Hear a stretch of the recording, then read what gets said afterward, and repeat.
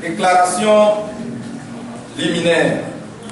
La coordination des syndicats de l'éducation du Togo, par cette conférence de presse, voudrait attirer l'attention de l'opinion nationale et internationale sur un certain nombre de faits liés aux mouvements syndicaux actuels dans notre pays. En effet, malgré l'instruction du chef de l'État de créer un groupe de travail inclusif avec toutes les parties prenantes pour résoudre les problèmes de l'éducation, il a été lancé en date du 18 janvier 2017 un groupe de travail excluant la CZ. La coordination a pris acte et attache du prix aux résultats qui découleront et à leur mise en œuvre.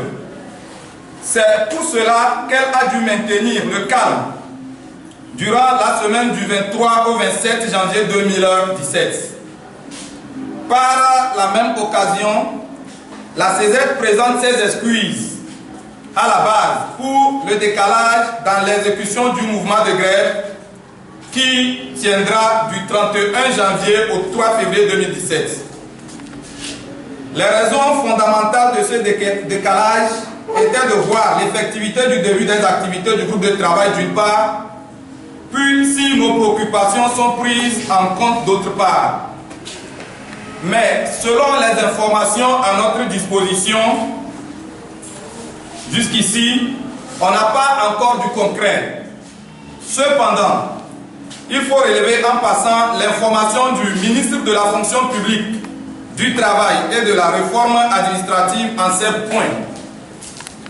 Le problème de l'auxiliariat est presque clos et l'adduction des décrets financiers est prévue pour fin janvier 2017.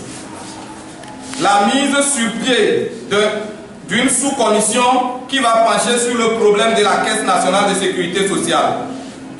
L'accélération des travaux la semaine prochaine pour clore définitivement le problème du statut particulier. Le problème des affectations punitives est en voie de résolution définitive. La CZ prend acte et espère que durant cette semaine, un accord sera trouvé pour que la sérénité et le calme règnent pour la suite des activités. Pour mettre à profit la période du 23 au 27 janvier 2017 passé, plusieurs activités ont été programmées par la coordination. C'est dans ce sens que la coordination a rencontré le porte-parole des centrales syndicales et a discuté avec l'association des parents d'élèves. Au cours de la même période, un sitting a été observé le mercredi 25 janvier 2017 de 7h30 à 11h11. Lors de ce sitting et des grèves précédentes, il nous a été donné de constater des dérives aussi bien verbales que physiques suivantes émanant de certaines autorités du pays. Le ministre Ouro Koura Agadazi, lors de son passage à Charapanga dans la préfecture de Mo, a rassemblé les parents d'élèves et les enseignants qu'il a d'abord insultés, menacés et enfin demandé à la population de se soulever contre les enseignants qui observeront dorénavant la grève. Tout comme pour respecter les recommandations du ministre colonel DG, le chef du village Zobégan, Olouké, dans la préfecture de Wawa, a engagé des milices qui ont kidnappé des enseignants grévistes. L'inspecteur Patoki Broum de l'IEPP de Sotobois Nord ainsi que l'inspecteur Dopo de l'IEPP de Mont ont procédé respectivement au licenciement des camarades Koudjoulman et Anawi, tous deux enseignants volontaires pour cause de grève sans respecter les règles de licenciement. L'inspecteur Esodina Acholadi de l'enseignement technique de Cloto, quant à lui, rentre au CRETFT de Palimé et va jusqu'à arracher le mot d'ordre de grève qui se trouvait affiché au tableau et le déchire. Et comme si cela ne suffisait pas, il procède au harcèlement de ses collègues enseignants et poursuit sa basse besogne en sémant la division ethnique entre ceux-ci. Voilà le jeu dangereux auquel le sieur Atoladi se livre.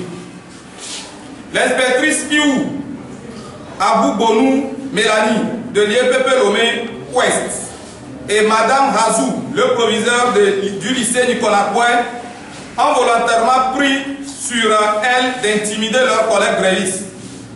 Par ailleurs, en début du mois de janvier 2017, dans la préfecture de Saint-Cassé, certains députés du milieu ont demandé le recensement des enseignants grévistes afin que ces derniers soient menacés et intimidés par les chefs d'établissement et le préfet. Considérant que les menaces et intimidations proviennent des autorités elles-mêmes, qui sont censées garantir la paix et la sécurité des citoyens, aussi ces menaces et intimidations sont-elles une violation grave des dispositions constitutionnelles de la République, du statut général de la fonction publique et des conventions de l'OIT ratifiées par l'État togolais. La CESED condamne avec énergie ces actes et demande au gouvernement de prendre ces dispositions afin qu'il cesse. Par ailleurs, elle tient pour responsable toutes les autorités qui sont mêlées de près ou de loin à ces forfaitures.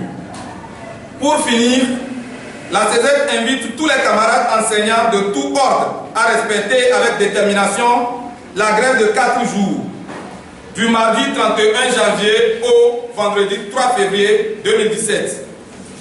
Fait à Lomé le 30 janvier 2017. La coordination. Merci.